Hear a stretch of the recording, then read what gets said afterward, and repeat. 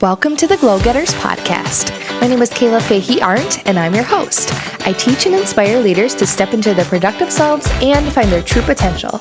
I'm a passionate creative and scientist with over 8 years of healthcare leadership experience. At age 25, I stepped into my first management role and didn't find the leadership advice I was looking for. So here I'm giving you the tools to end burnout and enjoy a vibrant career and life. Glad you're here to learn and grow with me. Now, on with the show.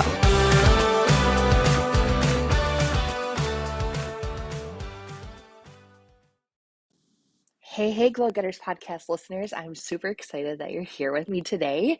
Today is the 100th episode of the Glow Getters podcast. I can't believe it. I can believe it. That is my excitement level. Oh man, this podcast has existed since 2018, and I'm so happy that I've kept it going, but it's evolved over time. And so I just want to give you guys a little bit of history about the podcast. Maybe you've been with me since the beginning, or maybe you've just popped in recently and heard the show. But I think you should know the history. And then today I'm going to give you a rundown of like the 10 top things I've learned as I've been doing the podcast. And it's leadership stuff, podcast stuff, and I think you're going to find a lot of value. And what I'm going to be trying to do is reference some episodes that are associated with those learnings, so you can go back to the past 100 episodes and check it out. So like I said, I started the podcast in 2018. I actually started it in March, but I didn't really record much. I just had 2 episodes, and the first 2 episodes were under the name Cerulean. So at the podcast, the original name was Cerulean. So if you know me, my favorite color is cerulean blue. I love blue. All my logos are like aqua and teal. It's just my thing. Um, and so I'm also really into art. I'm a creative person. And so over time, I've had little like side businesses where I sell my art, but also just like use art for creativity and just like a therapeutic outlet. And so, yeah, I did that under my name of Cerulean for a while. And that actually was my Instagram handle at the time. It was Kayla_Cerulean. So you guys might see posts of me tagged like that. And then in 2018, after my daughter was born in August, I started up the podcast again. And so I think in like September or October. And so that's why when you go back to the archives, the episodes start with episode number 3, because I took down the first 2 episodes because I felt like I don't want the show to just be about art. I want it to be about like all things me. And so at that time I decided, you know what, let me change the name. So I changed it to Coffee with Kayla, because basically I would just make a cup of coffee and sit down and record. And I would even take just like a sip of coffee during the episode. So then you can do it with me too if you're drinking coffee. Let's do that right now. All right, cool. I got like the best fall mug right here. It's like this adorable plaid. So anyways, so that's 2018. And then in 2019, I started a group for my fitness coaching, and I called it Glow Getters. And I love that name. I thought it embodied like someone who is really passionate and just would like glow because of their vibrance. And so for leadership, I think about that all the time. Like, what do I want it to look like? And I want it to look like, no burnout, or like preventing burnout, or minimalizing it, or just figuring out how to move through it, right? But living a vibrant life. And so I just love the name Glow Getters. I felt like became sort of a personal brand. People started saying, "Oh, when I see sparkles, I think about you. When I see the word glow, I think of you." So I'm like, all right. So I changed the podcast name to Glow Getters Podcast in 2019. And that's what it's been ever since. So Cerulean, Coffee with Kayla, and then Glow Getters Podcast. So I've thought about changing the name over time to be more like the same as my leadership collaborative business, but it's just like, it's fun and I love it. So I'm leaving it there. Just a little history for you. I decided to just show up one day out of like a creative passion. I never thought it would turn into what it has. And so in 2018, I had a total of 250 plays. And I thought that's not very many, but it's 1 or 2 here or there, a lot of days with no listens, but most days of the year had somebody tuning into my podcast. That was pretty cool. And in 2019, I had 563 downloads or plays. So, at least one or two people a day checking out my podcast, which is crazy cool. And I remember at the time thinking, like, that's not very many people, like, tuning in, like, one person. But my friend reminded me and said, think about a classroom. If we got 10 people in there, like, that's an audience, right? So, 40 people is an audience, any number of people is an audience. So I always think about that, like, you know what? If one person showed up for my talk and took something away, I'd be so happy. So I'm just so grateful for when people show up. And it's cool to see the numbers grow.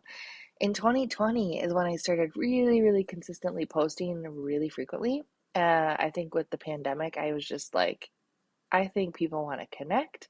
This feels right. I had a little bit more time on my hands because I wasn't commuting to work back and forth every single day. I still went in occasionally and still do go in, a couple times a week. My work situation's changed a lot. My position's changed. What's needed of me has changed. And so in 2020, it gave me space to reflect and think about leadership a lot more. So I started my YouTube channel. You can just find it, Kayla Fahey-Ahrndt on YouTube. And I was really passionate about showing up on video and teaching lessons. It felt really right. And it still feels right. I still have that channel. I love it. And it's growing. But the podcast has always stayed like tried and true. It's an easy way for me to show up in a way that feels aligned because I just love sharing my thoughts with y'all. But some days I just want to be wearing pajamas. With a cup of coffee, just like the Coffee with Kayla days, and sharing my thoughts with you guys. So in 2020, the podcast grew to, it had 1,898 listens or plays last year, which is amazing. And then in 2021, I've consistently had a podcast every week this year. The only month I haven't been super consistent was in February, which is when we were doing IVF and we traveled to New York in the middle of a pandemic, which is insane, but we were both vaccinated, which is great. Um, to have our baby. And so yeah, I don't feel bad about that. I think that's okay. I had a little bit on my mind. So as of right now, as I'm recording, there are 1,674 listens this year, and I'm sure we'll get way past that our goal from last year. And the cool thing is this year in May, I decided to set a goal for myself because I thought, I love showing up here. And what if I set a goal to have overall 5,000 listens by the end of 2021? So right now, as I'm recording, there are 4,385 downloads of this podcast episode. There's not a million downloads, y'all. People, I think, want to see behind the curtain. I certainly do. When I hear podcasts talk about my millionth download or my 10,000th download, think, oh, what does that mean? And so I'm working to reach a broader audience, but also really serving the people who already listen. I'm just grateful for who's already here, and can't wait to share the message with more people. So if you can help me reach my goal of 5,000 listens by the end of 2021, we have about 2 months and a little extra. Share the pod with your friends. More importantly, share with your colleagues, people you work with, your coworkers who are leaders, want to be leaders, want to understand leadership a little bit more. Send it to them. Text them the name of the podcast. Send it to them on Instagram, and or throw them to my website, glowgetterslife.com, so then they can check it out. I want to meet more people, connect broader with a broader audience, just help so many leaders. I love to talk with people from healthcare, especially engineering, tax, business, all these professions that I know you all work for. And leadership is very similar across the board, and we all have lessons to learn and things to share. So thank you so much for being here for the 100th episode. I am just jazzed that we get to share all of our experiences here, and the lessons that I learn end up yeah, just really starting conversations with people about, you know, how we can do better and improve and what we're all going through in our different professions. So, that being said, I also set a goal for 100 episodes in 2021 by December 31st. And look at, we're accomplishing that early in October 20th. I really ramped it up at the end because I just felt super passionate and like in a good place and excited and motivated. So I started doing 3 episodes a week for the last couple months. I'm surprised. I thought I would run out of topics, and I'm not. So, yeah, there you go. It just goes to show that it's not that hard to come up with leadership topics, especially when y'all are engaged. So, thank you for sending me your ideas and for voting on my polls when I put them up on Instagram. So, um, and that being said, I'm also going to be on maternity leave soon, having my baby as I'm, um, recording this. So I don't know if I can promise 3 episodes a week after that, but I'll definitely have one for you. So let's get into today's topic. So I want to share about the top 10 lessons I've learned while doing the podcast. And these are leadership lessons, but also things I've thought about as I've been recording. And so, number one, you don't have to burn to the ground before you take care of yourself or rest. This is something that I really struggled with when I started being a leader in 2015. And I would just sort of like think of a metaphor of walking, like just trudging up a mountain, like working so hard, reaching the top, and then just falling off a cliff. Basically, I'd be like, all right, I gotta get to the top. And then I'd reach the top and be like, okay, now I need some rest. I'm so burnt out. I'm so tired. I need a vacation. I need to go to Bora Bora for a year and a half. I saw this sign in the store. I was at Home Goods and it said something like, I need a 6 month vacation twice a year. And I thought, yeah, that's pretty much how you feel when you trudge up a mountain and fall off a cliff. So instead of thinking of the mountain, think of a staircase. So if we think about going up that edge of the staircase and then resting as the plateau or the step, you can consistently go up and rest, and then up and rest, and up and rest. It's so much easier to climb a mountain just one step at a time. You don't have to earn taking care of yourself or self-care. You deserve it. You need it to rest and restore and replenish so that you can keep climbing higher. And so this is a hard lesson that I had to learn, that it doesn't mean you have to keep going until you die and then thinking you don't really deserve rest. No, take breaks, take rest, because you're actually going to be way more efficient that way. So think of the staircase instead of the mountain and the cliff.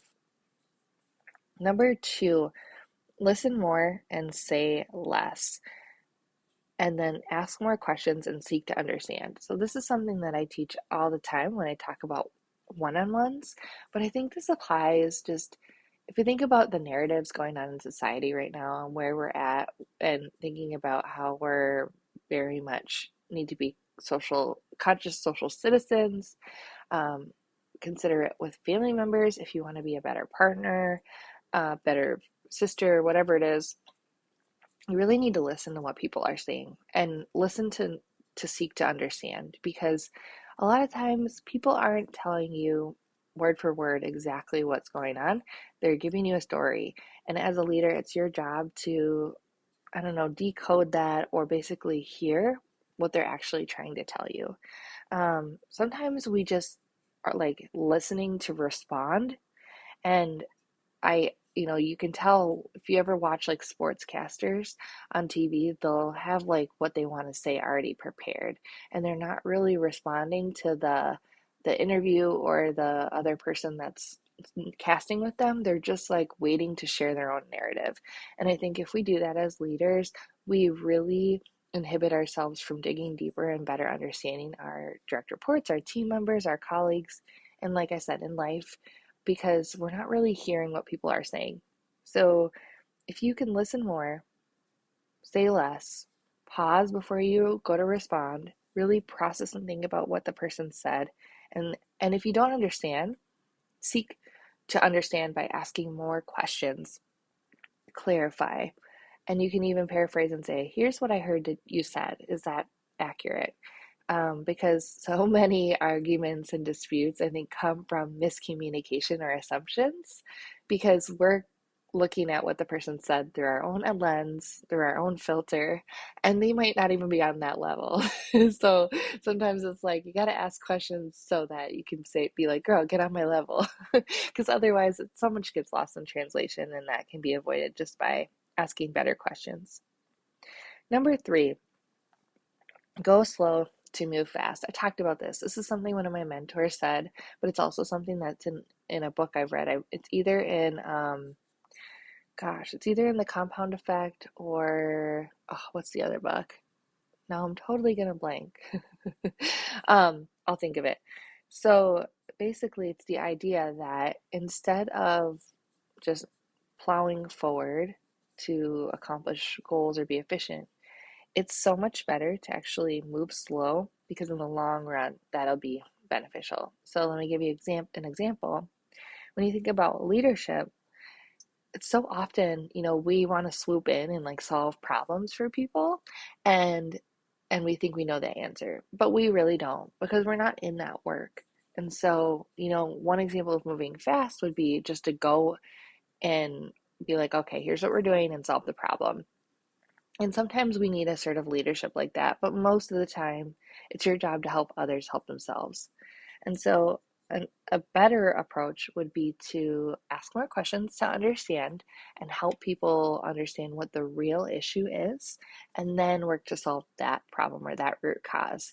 Because sometimes you think you know the problem on the surface, and then you find out, oh, that's just a symptom of the root cause. And so sometimes it's very hard to just like sit back and not come up with a solution when you know people need help, but it's actually so much more beneficial in the long run if you wait, help them really do that groundwork, and then move forward. You think about the quote from Einstein, he talks about like taking 55 minutes to think about it and then 5 minutes to solve the problem. It's just like that because then you don't have to redo the work. You don't have to undo anything. So I really love that one. And I always think about my mentor when I hear that because she shared with me a story about how when we're going really fast as leaders, our team might not be able to keep up. So we might be way out front and they may be way behind, and that doesn't help anybody. The best way to lead is to lead from the side, honestly, to be right there walking with them, bring people with you. So I really love that one. Number four, the compound effect. Small meaning, that book was called The Slight Edge. I think Going Slow to Move Fast is in The Slight Edge. Check that book out. I'll link it in the show notes for you. Number four is the compound effect. Small, meaningful progress will repay dividends. Same thing with Going Slow to Move Fast. Same concept. Essentially, if you take small, meaningful action every single day, it's basically throwing like, those little accomplishments, think of them as little pebbles. If you take the pebble and throw it over your shoulder every single day, you don't look back, it's just a pebble. But then one day you turn around and look over your shoulder and there's a huge mountain behind you. I heard somebody say that once and I just think it's so cool. I think her name is Ashley Feldison, just to give her credit. She said that, and she's one of the fitness coaches I follow online. She's so great. And she talks about this all the time, small, meaningful change, little pebbles thrown over your shoulder seem little, like insignificant. Over time, they become a mountain. And so, think about the idea that if you, want to accomplish something and it feels really big, if you just take one little small action every single day, that's going to breed confidence. And as you become more confident, you're going to want to take more action. So over time, your actions have a higher return on investment. And you will find that small, meaningful change or small, meaningful steps over time lead to huge return rather than the burnout culture that I talk about all the time, where we have to 10x every single thing all the time, which is not sustainable. There's definitely room for 10xing. Like I said, I felt really energized. So I did 3 podcasts for a week for a few months here because I felt good. But I'm also okay with pulling back on that because I know it's not sustainable. So just think about that the next time that you really feel like, I don't want to do this because it feels huge and I have to take massive action. Reframe it in your head and say, no, I'm just going to take one step every single day. Number 5, how do you eat an elephant? One bite at a time. Same concept. So if there are projects or things you need to do, that feel really, really big. That is a huge mindset block because it often prevents high achievers and perfectionists like me and you and us from taking action because it's like, this is huge. And so, my advice is to break the project into a lot of little bites. And then each day, schedule time to work on a part of the bite. So, like a micro bite or accomplishing the bite, whatever is right size for you. Because eventually, you'll come to realize that things aren't actually as scary as they seem when you break them down. And that thing you've been thinking about in your head for so long and thinking, like, this is going to be such a pain in the booty. When you break it down, you're like, that wasn't actually that bad. I wish I had done it sooner. There's also the saying, eat the frog, and that means, do the thing that's the hardest or like the ickiest or what, the thing you don't want to do first thing in the morning. And just to get it done. And to me, I don't know, that doesn't feel motivating. That feels like it makes the day like you're starting at the bottom of the mountain and you have to get to the top and it's rough. So I really like the elephant analogy, thinking about even building an elephant rather than eating it. Let's start with the feet, let's start with the legs and the tail.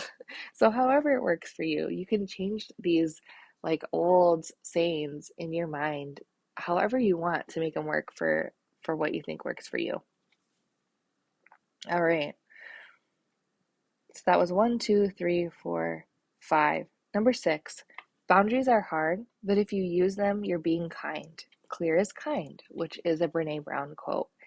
So I've really worked on setting boundaries with work and also, working on boundaries in just my life, like I am a giver, y'all.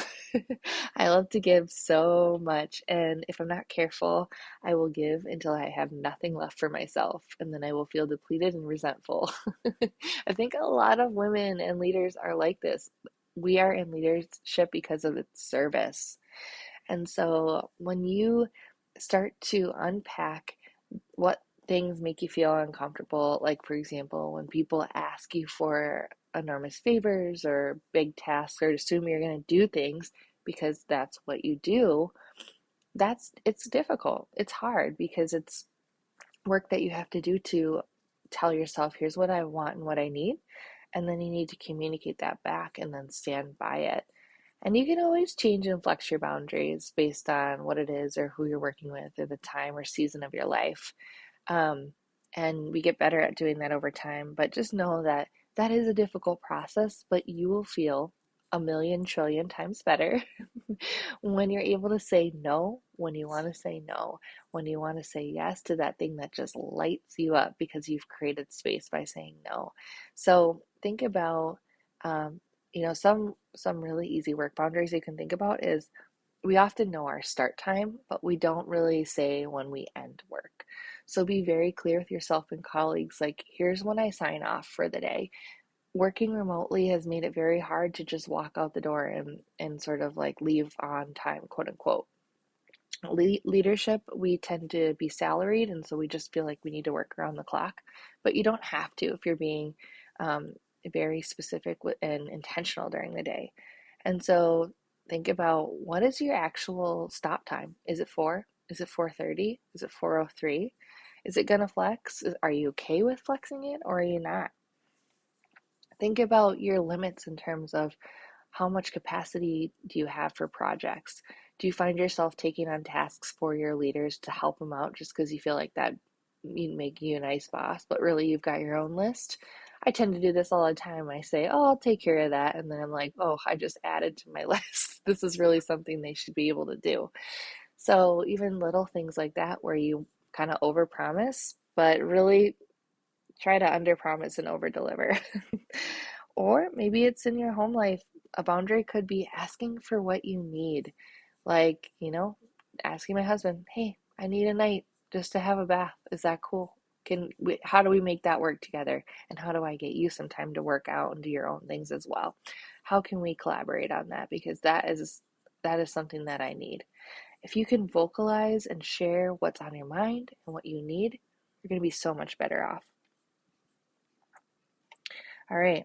Number 7, it's important to turn inward to hear your own voice and your own thoughts and learn and then trust your intuition because that will serve you. Oh my goodness, you guys. This is such a huge one for especially those of you that are like Enneagram 3 or high achievers like me. It's often hard to reflect and turn inward because we're so busy with all of our other work and we just don't want to stop and maybe sit in what might be uncomfortable. But in 2020, this is something I really worked on, and I'm so grateful for it. There'd be things I didn't want to think about, finances, or, why do I have that certain relationship with that person? Or, hey, why am I sort of like this, like where I can't rest? Just things like that. And you can do this through meditation, journaling, just a few paragraphs every day or sentences every day. Um, Morning pages is such a great tool to use.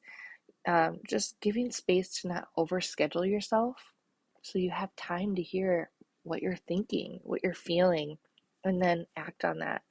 I can't tell you how many times that now that I've done this, I feel like I hear my inner voice more and I trust myself because I understand the thoughts I have in my head. I can recognize when I'm having thoughts that are not valid, like, oh, you're not good enough, or oh, you didn't do enough today. And I can be like, psh, that's not true. I'm great. I'm awesome. I can do anything. And resting is productive, just different things like that. Trusting my intuition about making decisions about job and work life. I've shared, trying to figure out what is it that I want as in a leadership position. What would make me most happy? What am I striving for? So really, if you can work on being comfortable in the uncomfortable, I would recommend it. And once you do that, it feels really, really good to come back to yourself every day and turn inward and think, how am I feeling? Number 8, just start. Progress is better than nothing. The pain of perfectionism is real. You guys might have heard my recent podcast episode on the pain of perfectionism, but so many of us just don't ever start because we're afraid that we'll fail or we don't know how to make it exactly how we vision in our heads. But I will tell you, just like this podcast started as Cerulean and now is the Glow Getters podcast, going from art to all about leadership, I wouldn't have known that unless I just gave it a go and see how it went. And people gave me feedback. I tried to figure out what felt right, and now it's turning into something wonderful, and I'm getting great reviews from you guys. So when in doubt, just start. Number 9, efficiency and productivity aren't about checking the box, but about focusing on what matters and therefore being intentional. Absolutely. One of the things I talk about on this podcast is about healthy productivity and healthy efficiency. Um, it doesn't mean that you aren't working from a list, but I think what I'm really getting at is the idea that we want to work on the things that matter. And when you do that, you feel aligned and in integrity with your values, whether that's at work or at home. When you're just checking a box off a list, you're keeping yourself busy and you probably end up feeling really depleted and resentful at the end of the day because you think, what did I get done? I didn't accomplish anything. But you felt good in the moment because you were checking a box. So if you really take the time to think about what things you could do to get you to where you want to go and how you want to feel, and really ask yourself every time you're doing something, like, does this get me closer to my goals? And does this feel right? You are going to be feeling more healthy and less burnt out. This gets easier over time. It's sort of a muscle you need to work because you won't be like actively always being like, is this aligned? You trust your intuition and you can feel that. And so really think about, how can I be more intentional and thoughtful today? This concept of intention is so interesting. I think about the first time I really thought about intentionality was when I was taking a yoga class in college. And the teacher said, now intentionally with your full awareness, move your arm and lift it overhead. And I thought, oh, because as soon as she said move your arm, I just like whipped my arm over my head. And then I was like, oh, but if I take the time to slowly feel and intentionally place it where I want it to go, that is me making a conscious effort rather than just like doing something because it feels automatic. And so I really would urge you to be very intentional or thoughtful about your decisions, the tasks you do, what keeps your mind busy, and whether or not it feels aligned. All right, number 10, the last one, discipline and surrender and flow. So we all need a certain amount of discipline, set goals, strive, use strategy in our lives, especially in leadership. But we also need an equal or more or whatever, more or less amount of surrender, which is us accepting the fact that things might change or not go as planned, or that everything that's going to happen is meant to happen and will happen the way it should. And when you find the right mix and balance of those, that's when you're working in flow. So if you think about a Venn diagram, discipline on one side, surrender on one side, and flow meeting in the middle. So, in our work, when we have an idea or a project or something, we've got to have strategy and a goal, right? So think about holding that idea in your hand. But then surrender tells us to not hold on too tightly to that and to let that idea and that project be what it needs to be, and allows you to have space for it to change and morph so that it can live in the way it needs to live.